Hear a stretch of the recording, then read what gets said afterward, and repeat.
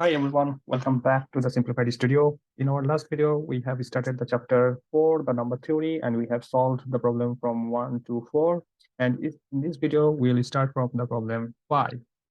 So in number 5 or problem 5, we are asked that which one of the following equals to the product of exactly two prime numbers. Now let's try each of the options one by one. So for A, we have 11 multiplied by 6. 6 is not a prime number because it can be divided by 2 and 3. Then we have 13 into 22. 22 is not a prime number because we know that 2 into 11 is 22.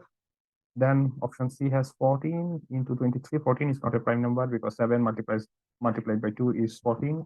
Then we have 17 multiplied by 21. 21 is not a prime number because 3 into 7 is 21. So option E has 13 into 23. Both are prime numbers, so that satisfies the constraint that we are given, that equals to the product of exactly two prime numbers. So the answer for the question 5 should be E. Now let's try to check the next problem, problem number 6. We are given that which one of the following equals to the product of the smallest prime number greater than 21. So what is the smallest? Which number is the smallest prime number greater than 21? It is 23, right? Because 22 is not a prime number.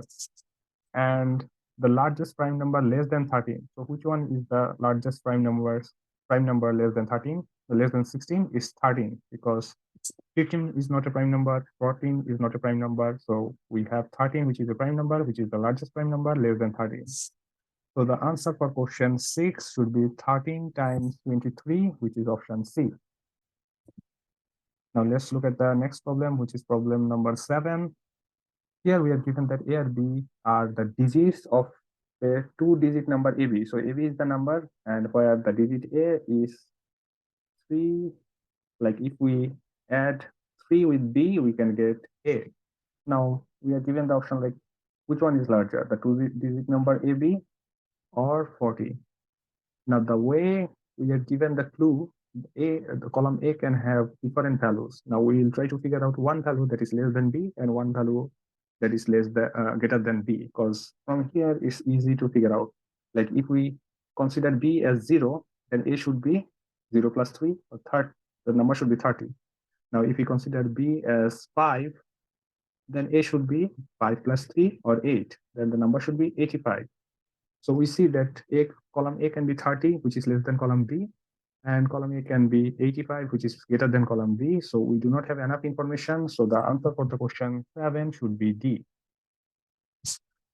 Now we are now at question 8, where in column A we are given that the last digit in the number 252 to the power 56 and the last digit in the number 152 to the power 56. Now this seems to be a very hard problem, but let me assure you, you do not need to calculate the value for 252 to the power 56, or you do not need to calculate the value for 152 to the power 56.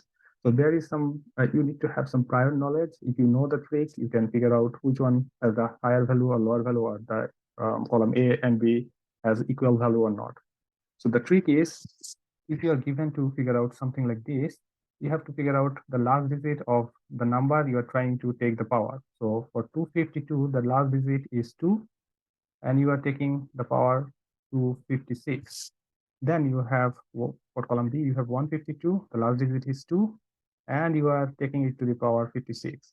Now, when we have the same last digit for two numbers, and like here for 252 and 152, and we are taking the power, which is also same 56 and 56, the number we will get, we will definitely get different numbers because we are taking the power of 56 for two different numbers, 252 and 152. But no matter what the numbers are, the last digit should be equal or same. The reason is because for both this number, we have the same last digit, which is 2. And for both this number, we are taking the power to 56. So for a small example, we can try it with 6 and 16. And if we try to figure out the square, for both this number, we have the same last digit and we are taking the same power for both this number. So 6 squared is 36, 16 squared is 256. You can see that we have completely different numbers, but the last digit of both these numbers are same. So here for question 8, column A and column B both will have the same value, which is the last digit of the corresponding numbers. So the answer for question 8 is C, and you can have this nice explanation in the explanation set or answer set of NOVAS GRE Math Bible. Basically, they have demonstrated this clue and also a simple example to explain why we can figure out the answer in this simple way.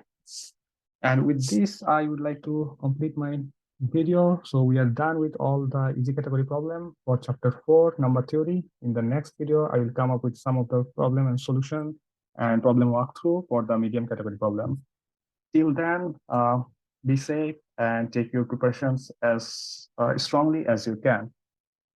Good luck to your preparation, and thank you.